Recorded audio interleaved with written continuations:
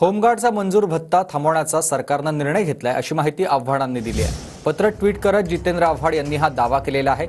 दरम्यान या पत्राची पुष्टी TV9 मराठी करत नाही। जितेंद्र आव्हाड यांचा आपण हे ट्विट बघतोय। ट्विट करत जितेंद्र आव्हाडांनी ही माहिती दिली आहे। होमगार्डचा मंजूर भत्ता थांबवण्याचा सरकारचा निर्णय झालाय असं आव्हाडांनी म्हटलेलं आहे। काय त्यांनी ट्विट केलं आपण ग्राफिक्सच्या माध्यमातून बघूयात। आत्महत्याग्रस्त शेतकऱ्यांच्या अनुदानानंतर आता होमगार्डला मंजूर केलेला भत्ता थांबवण्याचा निर्णय सरकारने घेतलाय। अशा असंख्य सरकारी योजना, भत्ते आणि कर्मचाऱ्यांचे पगार थांबले असतील।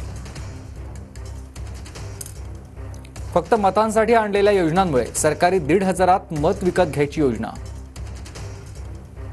हे जनतेला न कळण्याएवढी जनता दूधखोळी नाही।